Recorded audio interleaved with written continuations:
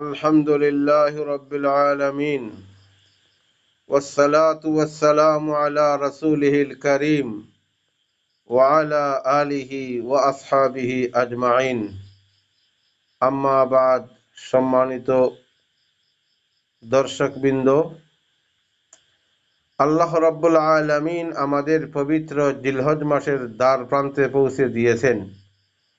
এই মাসটি ত্যাগের মাস, ইব্রাহিমী আদর্শে উজ্জীবিত হওয়ার মাস। আল্লাহ তাআলা পবিত্র কুরআনে ঘোষণা করেন, ফাসাল্লি লিরাব্বিকা ওয়ানহার, আপনার প্রতিপালকের উদ্দেশ্যে নামাজ পড়ুন এবং কুরবানি করুন।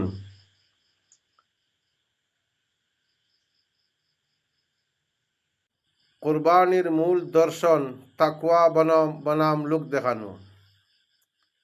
কুরবানির পশুর রক্ত যখন মাটিতে পড়ে, তার আগেই আল্লাহ তাআলা বান্দার নিয়ত কবুল করে নেন। আল্লাহ বলেন,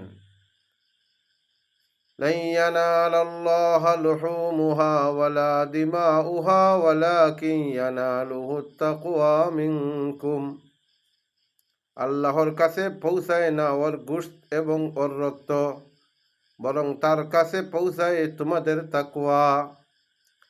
আজকের সমাজে আমরা কুরবানিকে প্রতিযোগিতার বিষয়ে পরিণত করেছি। কার গরু কত বড়, কার গরুর দাম কত বেশি। কিন্তু মনে রাখবেন, আপনি যদি লক্ষ টাকা দিয়েও পশু কেনেন আর নিয়তে সামান্য ত্রুটি থাকে, তবে সেই রক্ত প্রবাহিত করা কেবলই মাংস খাওয়ার উৎসবে পরিণত হবে। আজ থেকে হাজার হাজার বছর আগে হযরত ইব্রাহিম আলাইহিস সালাতু ওয়াস সালাম তার প্রিয় পুত্র ইসমাইল আলাইহিস সালাতু ওয়াস সালামকে আল্লাহর রাহে উৎসর্গ করতে চেয়েছিলেন। সেই ত্যাগের বিনিময়ে আল্লাহ জান্নাত থেকে দুম্বা পাঠালেন। এই ঘটনা আমাদের শিক্ষা দেয়, আল্লাহর আদেশের সামনে নিজের পছন্দকে বিসর্জন দেওয়া। সন্তান ও সম্পদ যেন আল্লাহর মহব্বতের চেয়ে বড় না হয়। উম্মুল মুমিনিন হযরত আয়েশা রাদিয়াল্লাহু তাআলা আনহু থেকে বর্ণিত, নবীজি সাল্লাল্লাহু আলাইহি ওয়াসাল্লাম বলেন, কুরবানির দিনে রক্ত প্রবাহিত করার চেয়ে প্রিয় কোনো আমল আল্লাহর কাছে নেই। কিয়ামতের দিন ওই পশুটি তার শিং, পশম ও খুর সহ উপস্থিত হবে সওয়াব হিসাবে।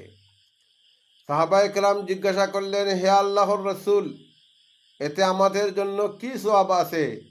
নবীজি সাল্লাল্লাহু আলাইহি ওয়াসাল্লাম বললেন, পশুর প্রতিটি পশমের বিনিময়ে একটি করে নেকি রহিয়াছে। সুনানে ইবনে মাজাহ।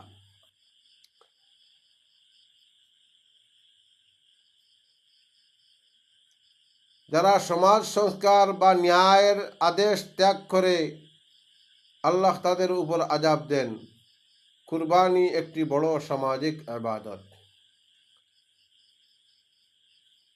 বর্জ্য ব্যবস্থাপনা। কুরবানির পর পশুর রক্ত ও বর্জ্য পরিষ্কার করা আমাদের ঈমানি দায়িত্ব।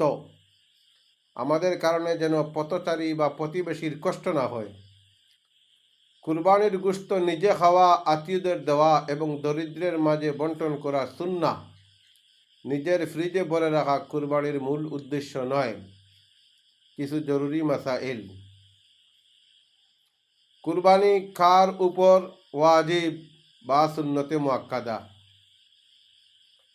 কুরবানি ওয়াজিব হওয়ার শর্ত, 10ই জিলহজ থেকে 12ই জিলহজ পর্যন্ত যার কাছে 52.5 তোলা রূপার সমমূল্যের অতিরিক্ত সম্পদ থাকবে, তার উপর কুরবানি ওয়াজিব। কুরবানির পশুর বয়স, গরু 2 বছর, ছাগল 1 বছর এবং উট 5 বছর হতে হবে। শরীকানা কুরবানি, গরু, মহিষ বা উটে সর্বোচ্চ 7 জন শরিক হতে পারে, তবে সবার নিয়ত সহি হতে হবে। তবে মহিষ কুরবানি এটা সলফের আমলের মধ্যে নেই। জবাইয়ের সময়, ঈদের নামাজের আগে কুরবানি করা জায়েজ নয়। নামাজ শেষ হওয়ার পরেই কুরবানি করতে হবে। উপসংহার, আসুন আমরা আমাদের ভেতরের অহংকার, হিংসা আর পশুত্বকে আল্লাহর রাহে কুরবানি করি। কেবল একটি পশু জবাই নয়, বরং আমাদের জীবন যেন আল্লাহর রঙে রঙিন হয়। আল্লাহ আমাদের এবারের কুরবানি কবুল করুন। আকুলু কওলি হাযা ওয়া আস্তাগফিরুল্লাহ লি ওয়া লাকুম ওয়া লিসাইরিল মুসলিমিন ওয়া আখিরু দাওয়ানা আনিল হামদুলিল্লাহি রাব্বিল আলামিন।